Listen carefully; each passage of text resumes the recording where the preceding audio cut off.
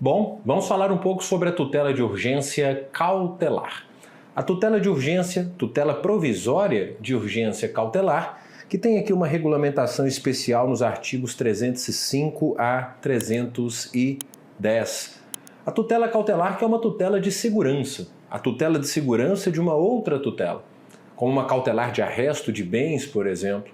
A cautelar, percebam, ela busca assegurar a viabilidade da obtenção da tutela de um determinado direito. Daí a gente costuma dizer que as cautelares são marcadas pela instrumentalidade. Ela é instrumento que busca garantir o resultado útil de um determinado processo. Aquela cautelar de arresto, por exemplo, ela busca assegurar o resultado útil de uma ação de cobrança ou de uma ação de indenização. Então daí falar-se em instrumentalidade da tutela cautelar. A tutela cautelar ela pode ser incidente? Pode. Ela pode ser requerida no curso do processo ou até mesmo junto com o pedido principal, conjuntamente com o pedido principal. Mas o CPC ele se preocupa não tanto com a tutela cautelar incidente, mas ele se preocupa mesmo com a tutela cautelar antecedente. Todos os artigos 305 e seguintes vão se referir especialmente a essa medida. Veja, o caput do artigo 305 lembra que a petição inicial, vejam que é uma cautelar antecedente, eu vou fazer uma petição inicial a fim de requerê-la. A petição inicial da ação que visa a prestação de tutela cautelar antecedente indicará a lide e o seu fundamento, a exposição sumária do direito que se objetiva assegurar e o perículo in mora.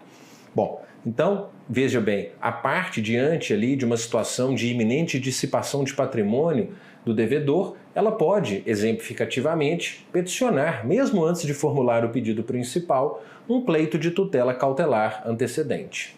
Agora veja, é muito comum, na prática, que a parte requeira uma cautelar, mas que, na verdade, a pretensão que ela apresenta, ela é antecipatória de tutela. E aí vale lembrar, a possibilidade dessa fungibilidade prevista no artigo 305, parágrafo único, que lembra que se o juiz entender que esse pedido de tutela cautelar, na verdade, tem natureza antecipada, o juiz ele não vai indeferir o pedido, mas observar o disposto no artigo 303, que trata daquela tutela antecipada antecedente. Essa aqui é uma fungibilidade que a doutrina chama de fungibilidade progressiva, cautelar transformando-se em tutela antecipada. Mas vale lembrar que a recíproca também é verdadeira. Admite-se essa chamada fungibilidade regressiva, que é quando a parte faz um pedido de tutela antecipada e o juiz, na verdade, conhece como um pedido cautelar. Você encontra, por exemplo, esse raciocínio aqui no enunciado 502 do FPPC, que estabelece, vejam como é a recíproca, que se o juiz entender que o pedido de tutela antecipada antecedente tem, na verdade, natureza cautelar, ele vai observar os artigos que estamos estudando, 305 e seguintes. Mas vamos pressupor que foi feito o pedido correto, um pedido de tutela cautelar antecedente. Depois de fazer uma análise de eventual pedido de medida liminar, o que, claro, pode ser feito aqui também, o juiz então segue o procedimento cautelar da seguinte forma. Primeiramente, determinando a citação do réu para contestar em 5 dias. Cuidado com esse prazo, esse exíguo prazo de 5 dias para contestar e indicar provas que pretende produzir. E aí, pessoal, feita a citação do réu para contestar, abrem-se 2 vias. A primeira é quando o réu contesta. Se o réu contesta, diz o artigo, ou na verdade, a primeira é quando o réu não contesta. Se o réu não contesta, diz o artigo 307, haverá aqui uma presunção de veracidade dos fatos alegados pelo autor e o juiz decidirá em 5 dias. Então aqui seria uma aplicação do efeito material da revelia que diz respeito a essa presunção de veracidade dos fatos. Agora, a outra via a que me referi. Se o réu contesta em 5 dias, dali para frente, você observa o procedimento comum. Observar o procedimento comum nada mais é do que Apresentada a contestação, se for o caso, réplica. Depois da réplica, saneamento, organização do processo, fase instrutória, se necessária, e uma decisão final. Fato é, percebam, que por qualquer das vias que a gente siga, seja da revelia, seja a da contestação, no final, a gente chega ao proferimento de uma decisão. Eu queria que você pensasse comigo a partir de agora que essa decisão concedeu a cautelar e então ela acaba de ser efetivada, por exemplo, com o sequestro de bens desse requerido. Por que esse ponto é de extrema importância? Porque o artigo 308, ele vai lembrar que efetivada a cautelar, essa é a palavra-chave, efetivada, não é concedida, é efetivada a cautelar, o pedido principal, que ainda não foi formulado, ele deverá ser feito num prazo de 30 dias, nos mesmos autos e não dependendo de adiantamento de novas custas. Então é super importante destacar que, concedida e efetivada a cautelar, a parte terá 30 dias para formular o pedido principal. Uma dúvida que vem surgindo. Esse prazo de 30 dias, ele seria um prazo decadencial e, portanto, contado em dias corridos, ou um prazo processual e, portanto, contado em dias úteis? Veja, você encontra no Superior Tribunal de Justiça, hoje em dia, um posicionamento que tem prevalecido, que é o de que esse prazo de 30 dias ele tem natureza processual e que, portanto, será contado nos termos do artigo 219, ou seja, em dias úteis. Você tem aqui esse julgado de 2022, mas você encontra também em 2023, inclusive publicado em informativo de jurisprudência, posicionamento nesse sentido, de que esse prazo, diferentemente do que ocorria no código anterior, ele não é destinado ao ajuizamento de uma nova ação, mas ele é apenas um ato processual que produz efeitos no processo em curso. E por isso, por ter natureza processual, será contado em dias úteis. Vejam, aqui um posicionamento da terceira turma, mas que também encontra amparo na quarta turma. Perceba que, então, a seção de direito privado, especialmente, ela já se encaminha para a definição da matéria nesse sentido, ok? Uma outra dúvida que vai ser resolvida por julgado de informativo do STJ. E quando a cautelar ela for efetivada de forma parcelada, de forma fracionada?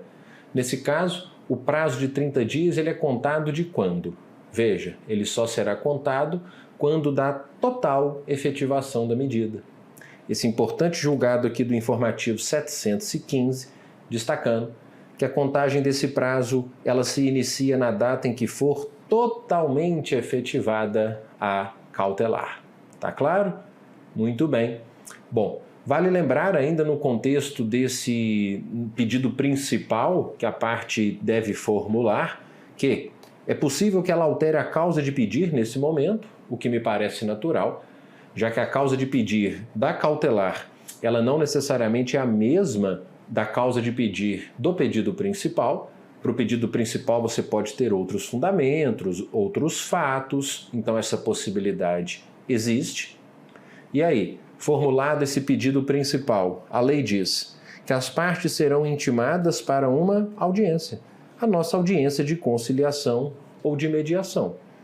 E se não houver autocomposição, será aberto prazo para contestação. Gustavo, mas ele já não contestou? Não, ele já contestou o pedido cautelar.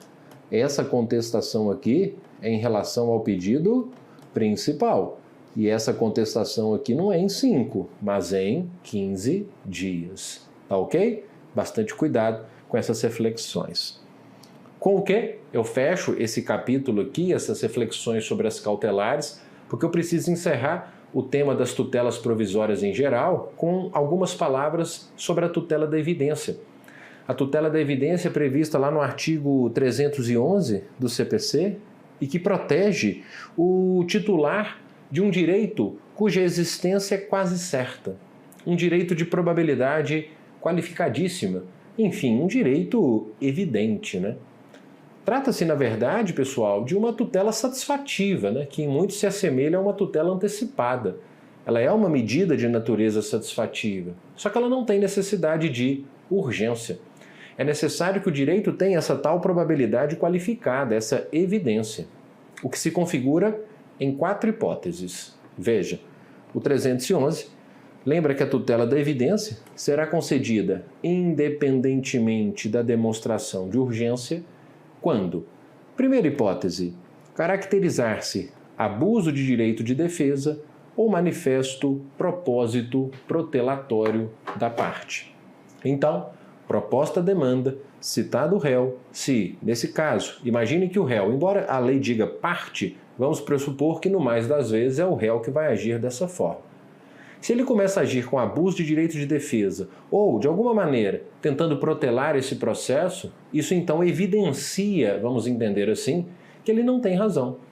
E se essa conduta do réu, nesse meu exemplo, evidencia que ele não tem razão, logo está evidenciado o direito do autor.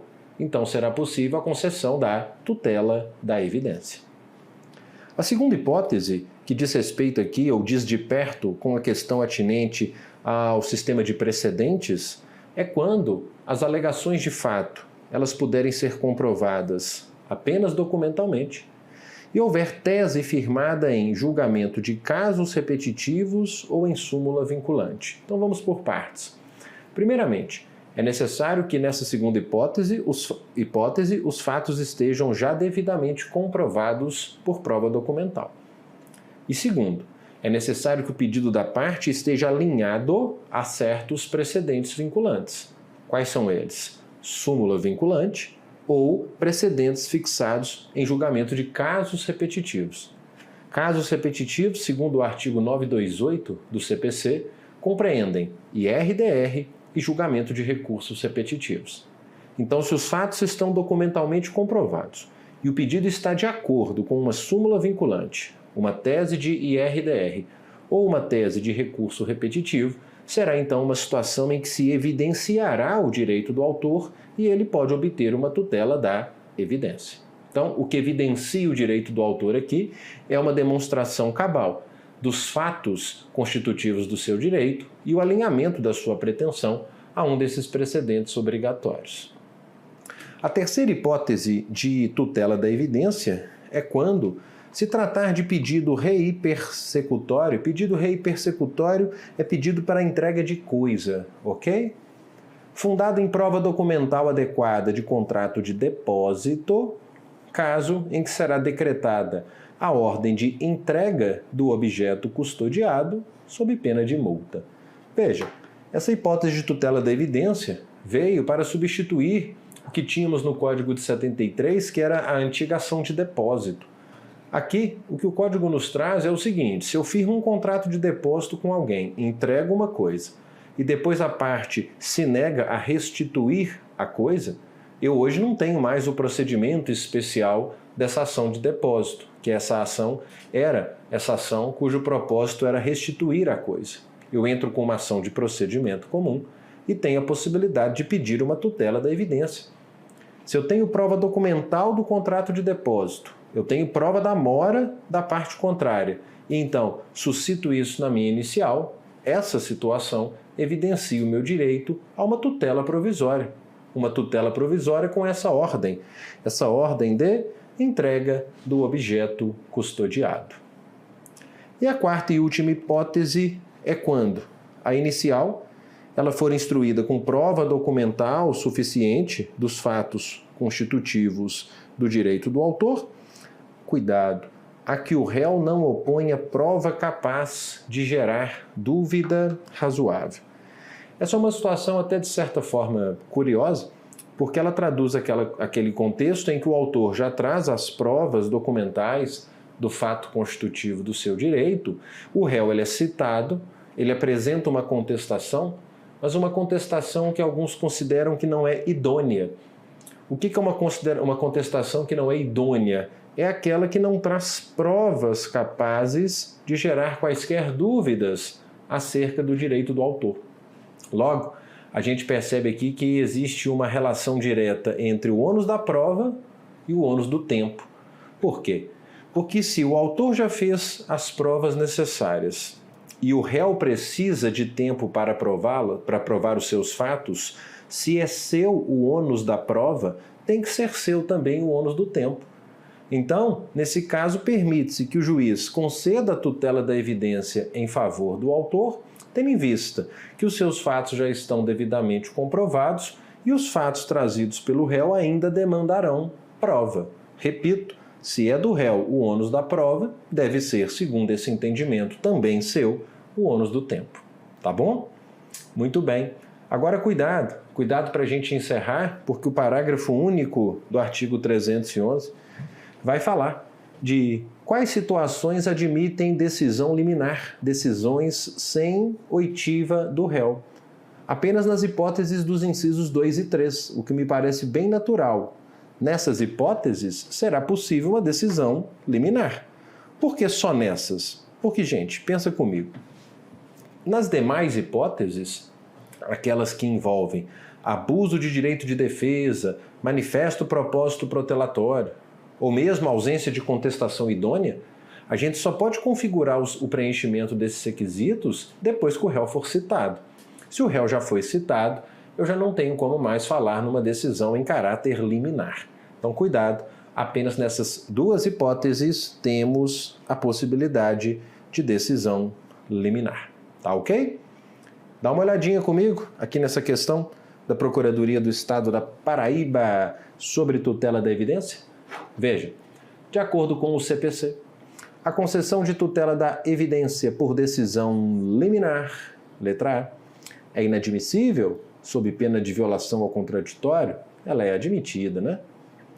É juridicamente impossível? Também não, pois depende sempre da demonstração de abuso no direito de defesa. Também não é assim, porque a tutela da evidência ela pode ser baseada em outros fatores. Letra C. Somente será possível quando houver demonstração de perigo. Não, perigo de dano nem é um requisito para a tutela da evidência, né, pessoal? Vamos ver se a D está melhor? Depende impreterivelmente do oferecimento de caução idônea pela parte autora? Não. A exigência de caução para a concessão de tutela provisória, ela é até permitida. Ela existe. Todavia, nesse caso, cabe ao juiz analisar dentro da situação concreta se é indispensável a prestação de caução. Não temos aqui nas tutelas provisórias alguma situação que a priorística e impreterivelmente dependa dessa contragarantia. Então, só pode ser a letra E. Pode ser realizada se a demanda tratar de pedido rei persecutório, fundado em prova documental adequada de contrato de depósito. Fechado? Essas as considerações que, dentro do nosso tempo, eu me permiti fazer acerca das tutelas provisórias. Bom, e feitas essas considerações gerais sobre as tutelas provisórias, eu queria agora, de forma mais específica, falar sobre um tema super especial para as nossas pretensões, que é o tema da tutela provisória contra a fazenda pública. Então, há algumas coisas importantes aqui a serem destacadas e eu queria discuti-las com vocês. Veja bem, pessoal, sobre o regime de concessão de tutelas provisórias contra a fazenda, eu queria que você me seguisse dentro aqui de um seguinte raciocínio. Veja, comece comigo sempre lembrando do artigo 1º da Lei 8437 de 92, que estabelece que não será cabível medida liminar contra atos do poder público no procedimento cautelar ou em quaisquer outras ações de natureza cautelar ou preventiva, toda vez que providência semelhante não puder ser concedida em ações de mandado de segurança. Então não se pode conceder medidas cautelares contra o poder público naquelas situações em que não for admissível essa medida em sede de MS. Quais são as restrições previstas na Lei do Mandado de Segurança para a concessão de medidas liminares contra o poder público? Estão essas restrições lá no artigo 7º, parágrafo 2º, que diz: não será concedida medida liminar que tenha por objeto compensação de créditos tributários, entrega de mercadorias e bens provenientes do exterior, reclassificação ou equiparação de servidores públicos, assim como concessão de aumento ou extensão de vantagens ou pagamento de qualquer natureza. Tudo isso sem prejuízo de uma restrição que a gente encontra lá no artigo 22, parágrafo 2º, que diz respeito ao mandado de segurança coletivo, que impõe que a medida liminar só pode ser concedida após um prazo prévio de 72 horas para audiência do representante judicial da PJ de Direito Público. Então, fazendo um combo, a Lei 8437 de 92, ela permite de uma forma geral, ela proíbe de uma forma geral medidas cautelares contra o poder público nessas hipóteses da Lei do Mandado de Segurança. Só cautelares, Gustavo? E as tutelas antecipatórias? Elas também. Isso por força da Lei 9494 de 97, em que no artigo 1º é dito que se aplica à tutela antecipada o disposto, veja o que me interessa aqui neste momento, o disposto no artigo 1º da Lei 8437 de 92. Então veja, para começo de conversa, fazendo uma ordem cronológica de raciocínio, medidas liminares, medidas cautelares e antecipatórias de tutela não poderão ser concedidas quando estivermos diante daquelas situações excepcionais da Lei do Mandado de Segurança. A propósito, o Supremo Tribunal Federal ele já havia declarado a constitucionalidade desses dispositivos. Foi no julgamento da ADC 4, entendendo que essas restrições eram constitucionais, devendo, entretanto, ser dada uma interpretação restritiva a essas limitações, mas elas foram consideradas constitucionais. A propósito, em 2015, o CPC confirmou essas limitações ao estabelecer aqui no artigo 1059 que a tutela provisória concedida contra a Fazenda a gente vai aplicar. O que me interessa nesse momento, o artigo 1º da 8437, que nos remete ao artigo 7º, parágrafo 2º da Lei do Mandado de Segurança. Entretanto, talvez o ponto mais importante que você já deve estar aí ansioso para que eu fale sobre ele, foi a decisão do Supremo Tribunal Federal do ano de 2021, em que ele reconheceu a inconstitucionalidade tanto do artigo 7º, parágrafo 2º, quanto do artigo 22, parágrafo 2º da Lei do MS. Veja, é inconstitucional ato normativo que vede ou condicione a concessão de medida liminar na via mandamental. Impedir ou condicionar o acesso ou a concessão de liminar caracteriza obstáculo à efetiva prestação jurisdicional e à defesa do impetrante. Então, o Supremo, por decisão por maioria, declarou a inconstitucionalidade desses dois dispositivos a que me referi.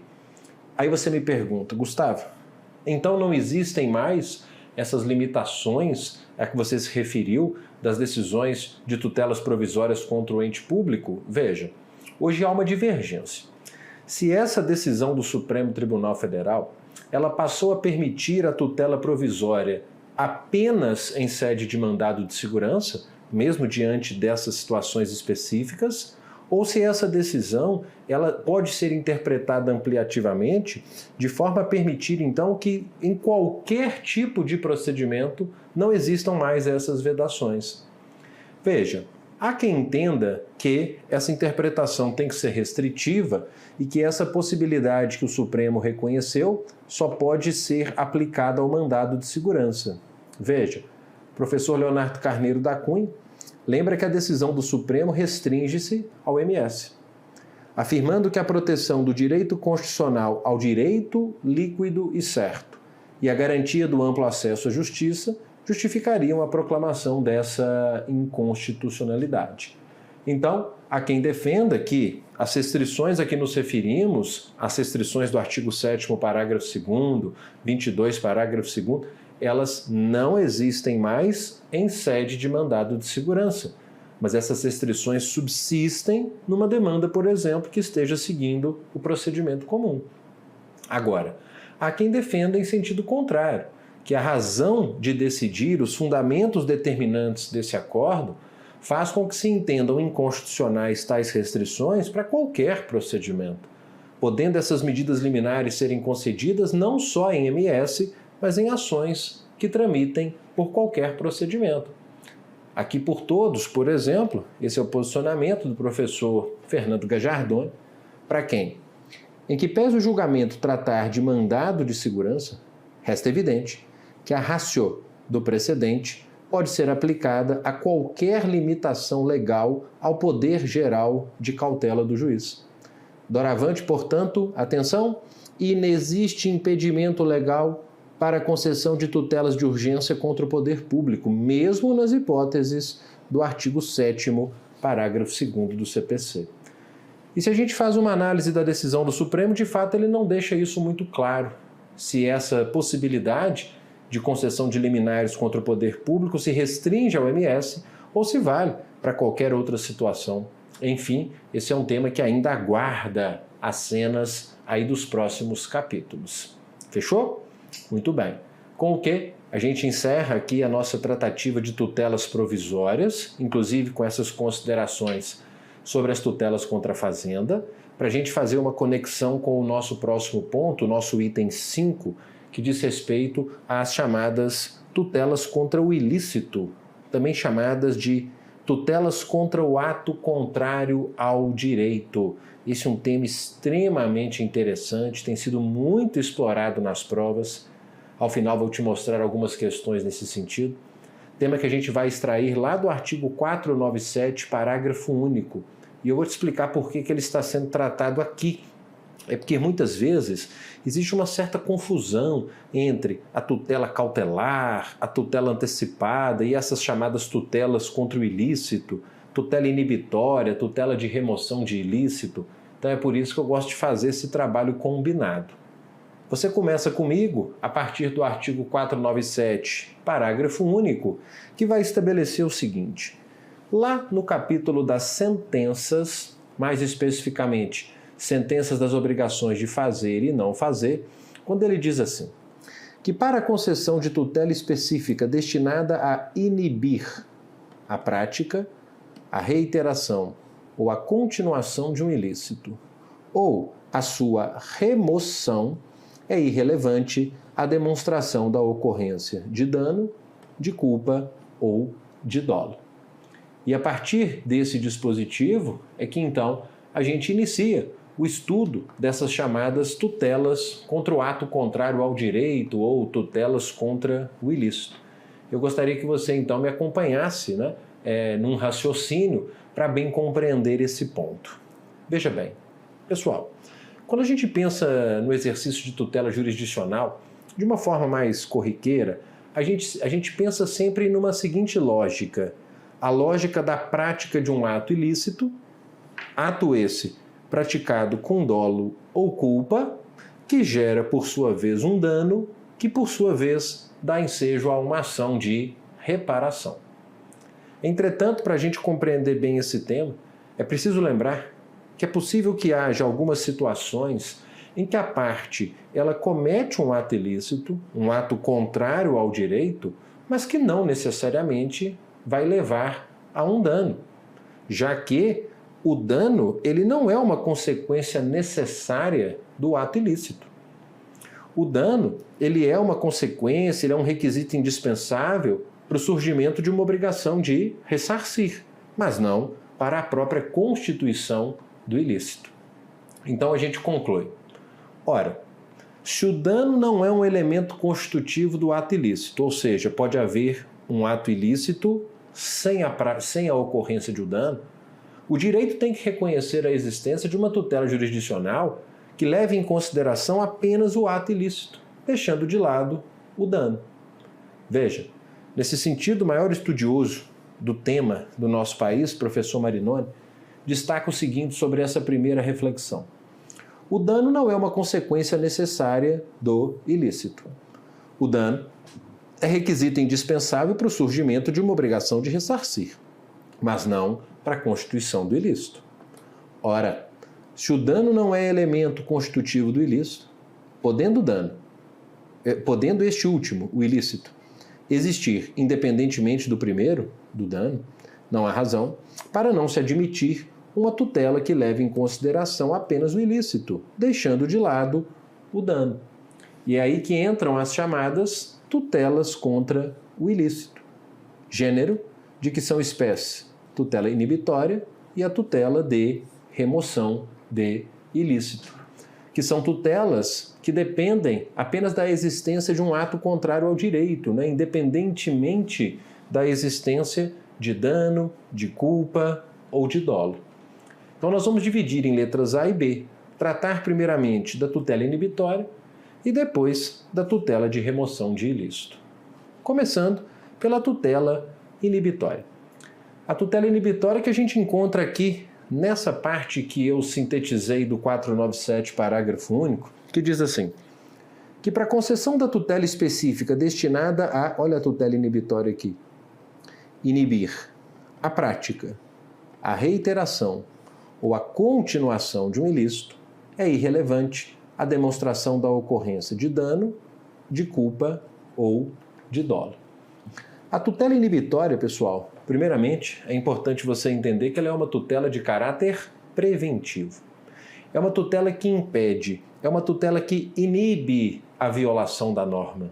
Ou, caso a norma já tenha sido violada, vai impedir a reiteração ou a continuação dessa violação, desse ilícito.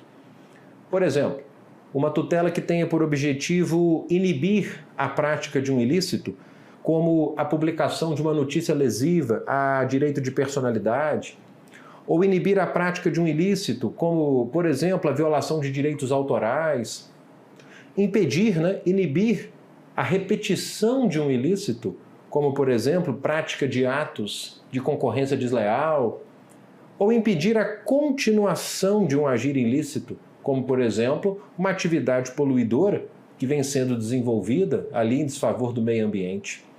Perceba quantos exemplos a gente pode catalogar e imaginar de situações em que a parte está praticando um ato ilícito, mas que não necessariamente vai gerar um dano e pouco importa a discussão ou não, da existência ou não de dano. O STJ nos traz também um ótimo exemplo de tutela inibitória aqui nesse julgado, num recurso especial repetitivo, onde ele diz que nos termos do CPC, e aqui no caso especificamente da Lei de Direitos Autorais, é cabível a concessão de tutela inibitória, olha a finalidade dessa tutela, para imediatamente suspender a disponibilização aos hóspedes dos equipamentos destinados à transmissão de obras musicais, literomusicais e audiovisuais, arbitrando-se inclusive multa diária para o caso de descumprimento. Veja, essa aqui tipicamente é uma tutela contra o ilícito. Pouco importa se está havendo ou não dano. O que importa é que aquele hotel, aquela rede de hotéis, seja lá o que for, está praticando um ato contrário ao direito. Havendo então, portanto, aqui a possibilidade de uma tutela inibitória para suspender a disponibilização desses equipamentos que estejam transmitindo essas obras. Tá claro?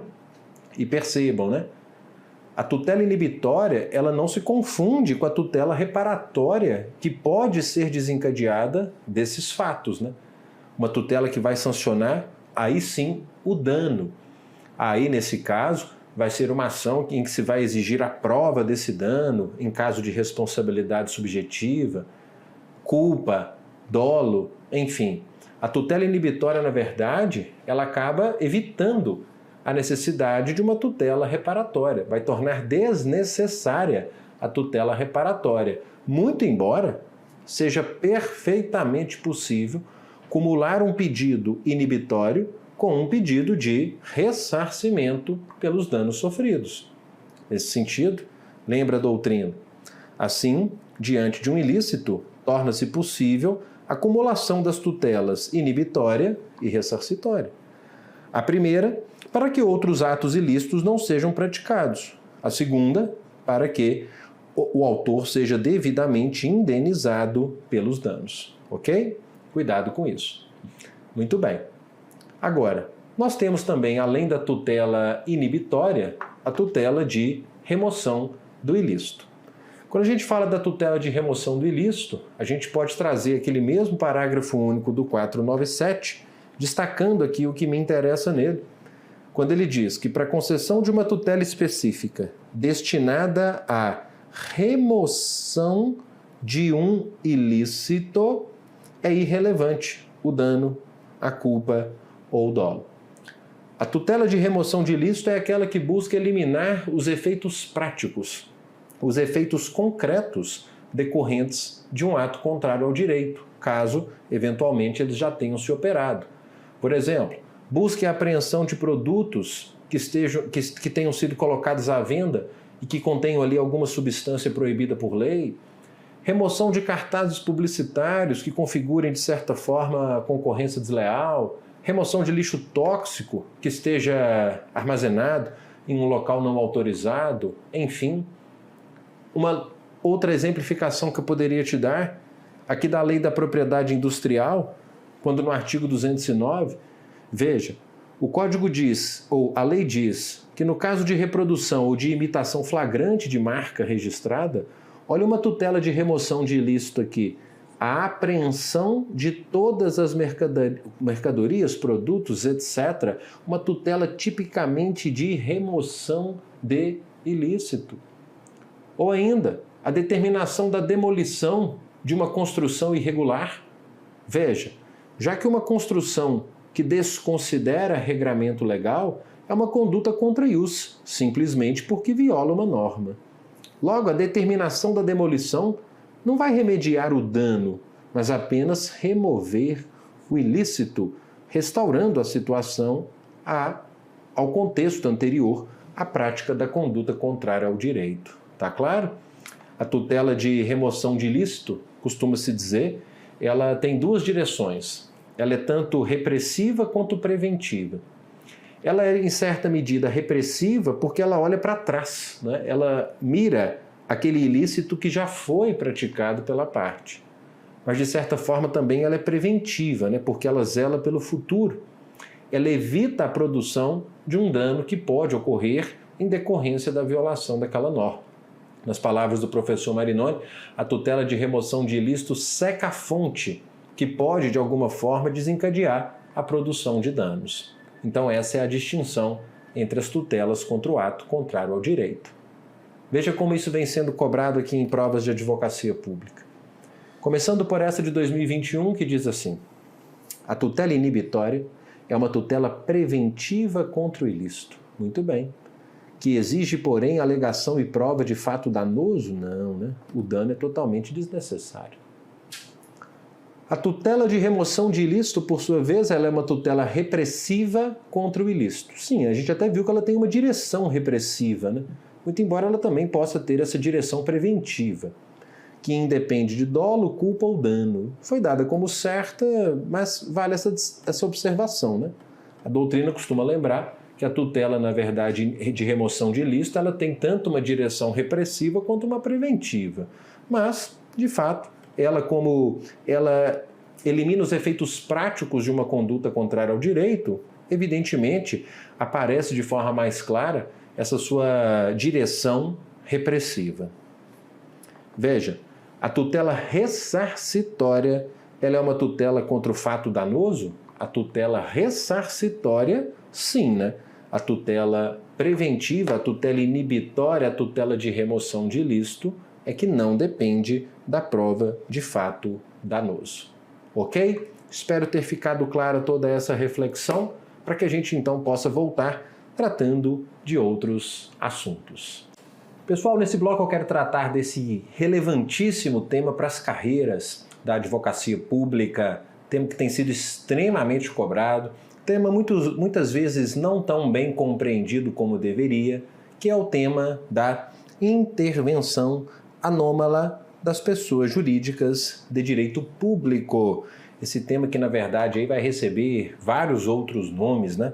Até ponho aqui alguns para vocês. Fala-se em intervenção especial das pessoas de direito público, intervenção anódina, assistência anômala e também assistência anódina.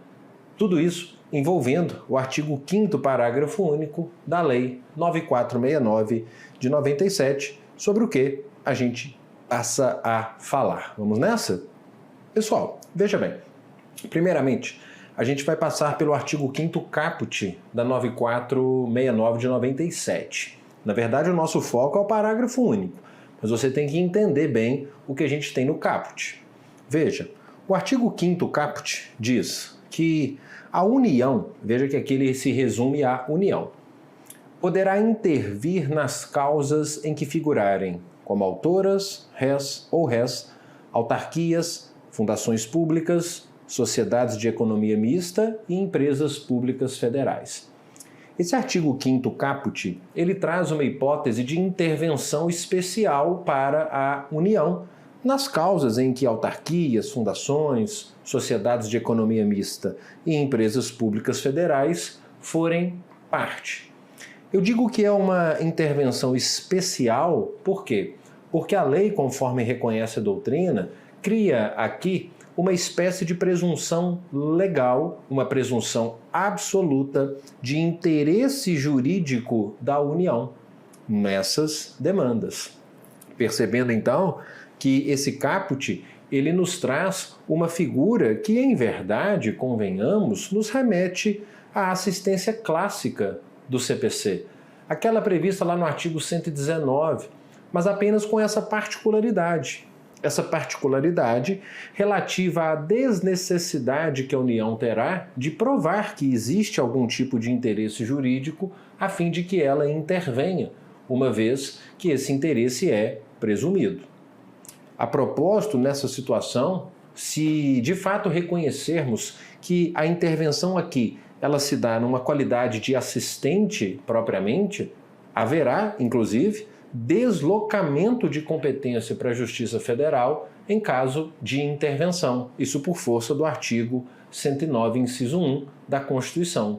Veja, sobre o tema, lembra o professor Scarpinella Bueno, é necessário apenas, por imposição do artigo 109, inciso 1, o deslocamento da competência para a Justiça Federal nesses casos, única para julgar processos em que a União intervém como assistente. Agora veja, o parágrafo único, por sua vez, que é o ponto mais importante, ele tem uma amplitude maior, porque ele vai tratar da chamada intervenção anômala, que é a intervenção de qualquer pessoa jurídica de direito público, e não só a União, em demandas envolvendo quaisquer sujeitos, ainda que esses sujeitos sejam particulares. E é uma intervenção que independe da existência de interesse jurídico, bastando a demonstração de um interesse meramente econômico desse interessado em intervir. Dê uma olhada comigo no parágrafo único e depois a gente vai dissecando esse dispositivo. Ele fala assim: as pessoas jurídicas de direito público, vejam que aqui então já não é só a União, poderão, nas causas cuja decisão possa ter reflexos, ainda que indiretos de natureza econômica, intervir, independentemente de interesse jurídico. Enfim, a gente vai prosseguir na leitura desse dispositivo, mas por hora vamos destacar essa possibilidade de uma intervenção em que é necessário o interesse meramente econômico, não sendo necessário o interesse jurídico. Não é necessário que a Fazenda tenha qualquer relação jurídica com uma das partes.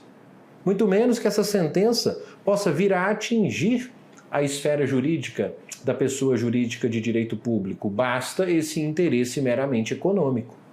Quer um exemplo de interesse meramente econômico que justifica a intervenção como assistente anômala? Veja, eu extraio esse exemplo para você dessa questão. Essa questão aqui do CESP de Magistratura Federal, que conta a seguinte história, que nos serve de base. Duas empresas privadas discutem em juízo, causa que pode levar a demandada à condição de insolvência. Atenção, com consequente prejuízo de todos os que mantêm relação comercial com ela.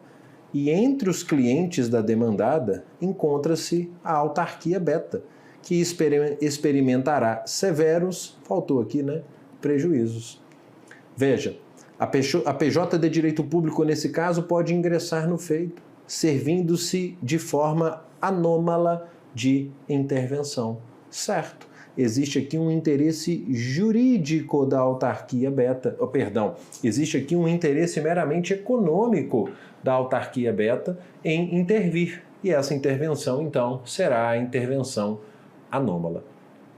Há uma grande discussão, especialmente, sobre a natureza dessa intervenção, porque há alguns que sustentam que se trata de uma espécie de assistência propriamente, mas aí os outros rebatem, mas não demanda interesse jurídico, então de assistência propriamente não estaríamos falando. Outros discutem que aqui a intervenção, na verdade, tem natureza jurídica de amicus curiae, mas o amicus curiae, ele não tem necessariamente interesse econômico na causa, né? Além de, claro, ter mais poderes de intervenção do que o assistente anômalo, porque a gente vai falar desses poderes já já. É por isso que nos parece mais correta essa corrente que sustenta que a intervenção anômala, na verdade, é uma espécie de intervenção de terceiro atípica, não é? Então, é uma intervenção de terceiro atípica, essa prevista aqui no artigo 5º, parágrafo único. Agora vamos seguindo. Seguindo com uma observação importante. Diferentemente daquela hipótese em que a pessoa jurídica de direito público ela atua propriamente como assistente, em que há, como vimos, deslocamento de competência quando ela intervém, aqui, quando a intervenção se dá nos termos do parágrafo único do artigo 5º, não haverá deslocamento de competência.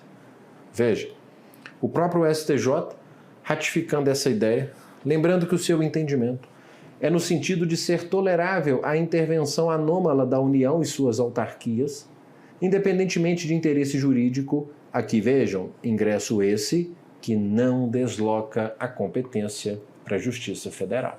Então, a simples intervenção do assistente anômalo não gera deslocamento de competência. Muito bem. E já que a gente mencionou a questão dos poderes do assistente anômalo, vamos falar um pouco sobre os poderes desse interveniente. Veja, o parágrafo único, numa parte que até então eu não tinha lido, ele diz que a intervenção ela se dá para esclarecer questões de fato e de direito, podendo juntar documentos e memoriais reputados úteis ao exame da matéria. Então, o que a Fazenda poderá aqui é trazer alegações, juntar novos documentos, tudo em prol do reforço daquela tese que favorece uma das partes.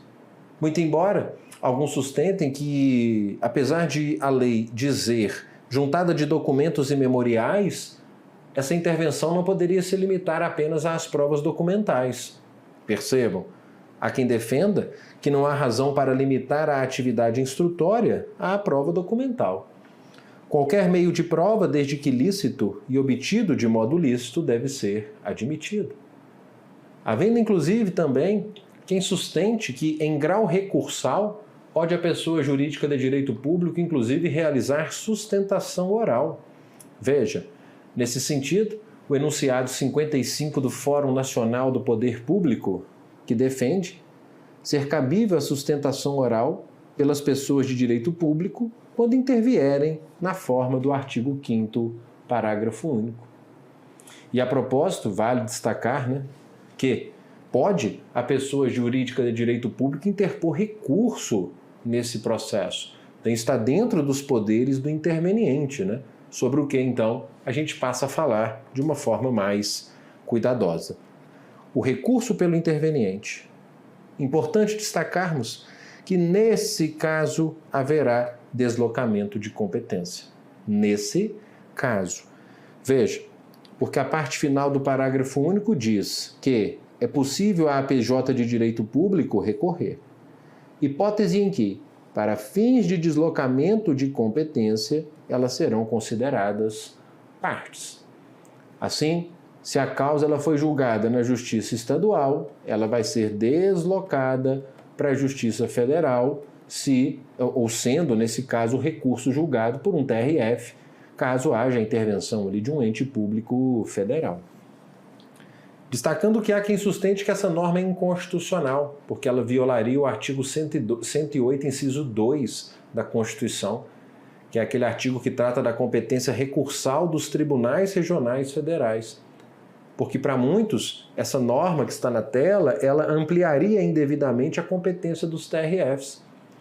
Porque os TRFs, segundo a Constituição, têm competência para julgar apenas os recursos das decisões proferidas por juízes federais e de juízes estaduais que estejam no exercício de competência federal, né? O artigo 108, inciso 2, é muito claro nesse sentido. E no caso dessas demandas em que há a intervenção que a gente está estudando, o juiz estadual ele não está no exercício de competência federal delegada, ele está no exercício da competência regular. Então é por isso que alguns sustentam essa tese de inconstitucionalidade. Veja, o professor Leonardo Carneiro da Cunha diz que por aí se ver não ser possível a aplicação dessa modificação de competência, sob pena de se estar aceitando que uma lei ordinária altere competência fixada na Constituição. Em outras palavras, defende que, julgada uma causa por um juiz estadual, o recurso deve ser apreciado pelo TJ, não se podendo cometer ao TRF essa competência. Tá certo? Então, há uma defesa nesse sentido, entretanto, a norma ela vem sendo aplicada da forma como posta aqui pelo legislador. E vejam, ainda nesse contexto de impugnação a decisões judiciais, há um entendimento também defendido, segundo o qual a pessoa jurídica de direito público ela pode fazer, inclusive, pedido de suspensão de liminar nas ações movidas contra o poder público. Isso com base lá no artigo 4º da Lei 8437 de 92. O próprio STJ, veja, já lembrou que, conquanto não tenha natureza jurídica de recurso estrito sensu, a suspensão de liminar, que é um gênero do qual a suspensão de antecipação de tutela é espécie, ela se insere no bojo desses meios impugnativos excepcionais de decisão judicial. Assim sendo, nesse julgado foi autorizada a União a, dentro desse contexto, se for o caso, recorrer, também postular a suspensão da decisão. Então, cuidado também com essa análise extensiva que o STJ deu à questão. Outro ponto sobre a intervenção anômala diz respeito à questão da coisa julgada e à legitimidade para a propositura de rescisória. Tem-se entendido que a pessoa jurídica de direito público, se ela não recorreu naquele caso e, portanto, ela não se tornou parte, ela não será atingida pela coisa julgada e, consequentemente, ela não poderá propor ação rescisória. Entretanto, por outro lado, se a pessoa jurídica de direito público ela interpôs o recurso, tornando-se assim parte, aí então tem-se defendido que ela será atingida pela coisa julgada, podendo inclusive propor rescisória. Vejam, se a PJ ingressar numa demanda, a sua atuação, como vimos, é bastante limitada. Ademais, o pedido não diz respeito diretamente, não devendo ser, por isso, prejudicada pela coisa julgada e não podendo, portanto, propor rescisória. Com a interposição do recurso, porém, a PJ deixa de ter atuação limitada, tornando-se o quê?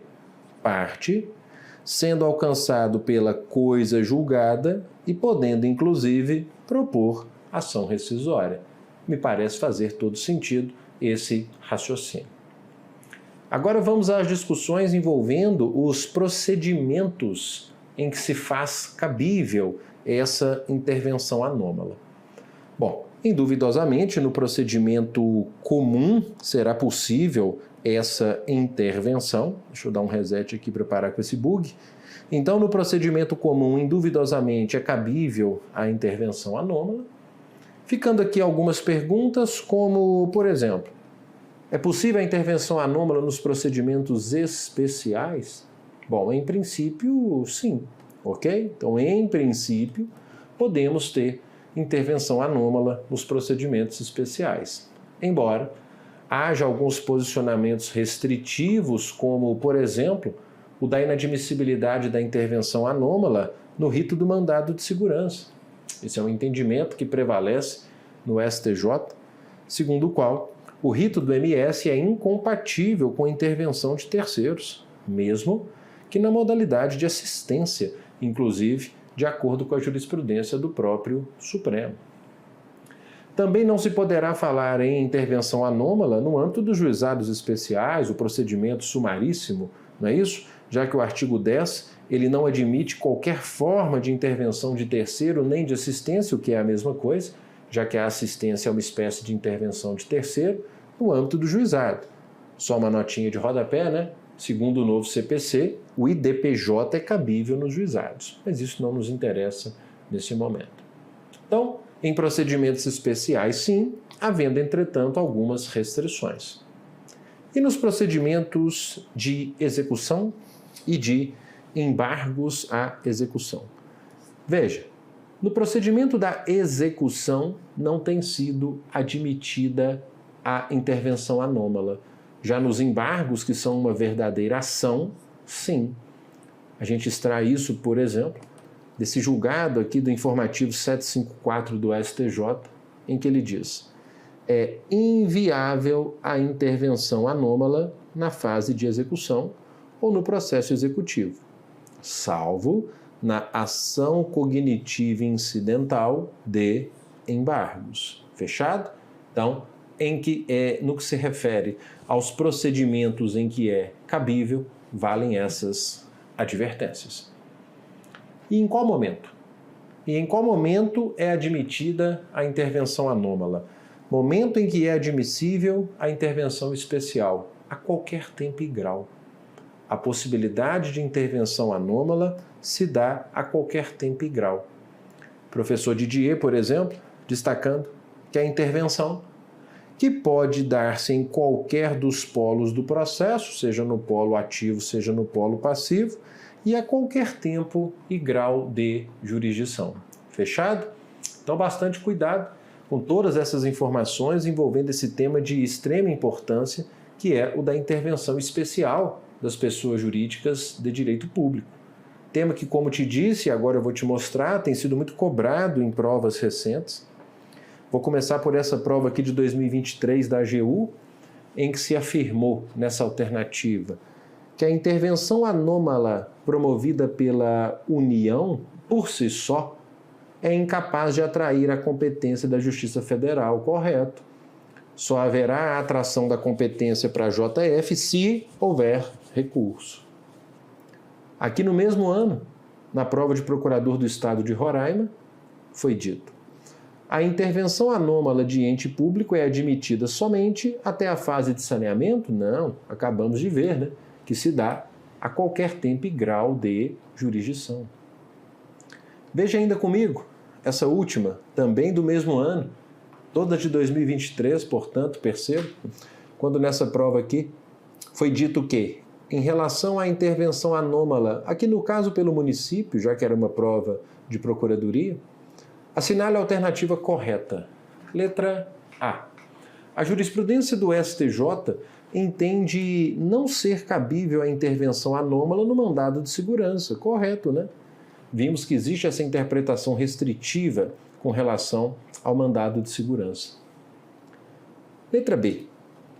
Admite-se a intervenção anômala no rito dos juizados especiais cíveis, assim como as demais espécies de intervenção de terceiros, incluindo o litisconsórcio. Não, o litisconsórcio é até admitido nos juizados, mas a intervenção anômala não, assim como as demais espécies de intervenção, com a ressalva do incidente de desconsideração da personalidade jurídica, que foi uma novidade do CPC 2015.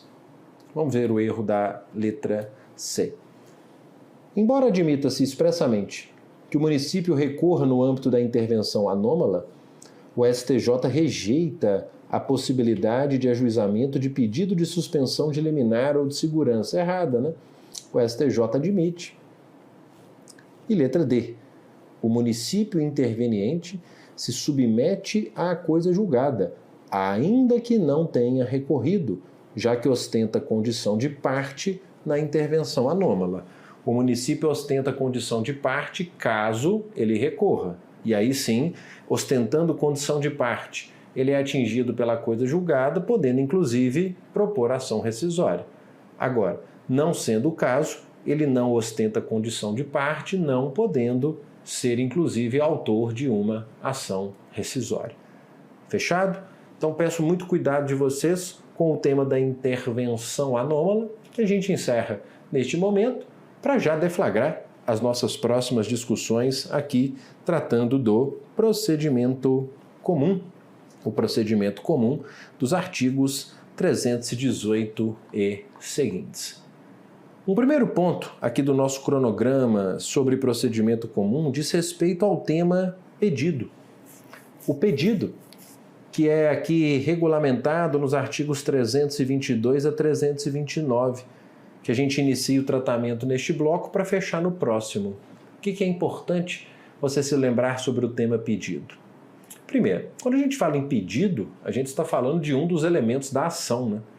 Quando a gente pensa em ação, a gente tem aquele tópico das condições da ação, legitimidade e interesse, e um outro tópico que é o dos elementos da ação, que são os elementos subjetivo, partes, e os elementos subjetivos, causa de pedido e pedido. E os artigos 322 a 329 tratam aqui então especificamente desse elemento objetivo da ação, o pedido.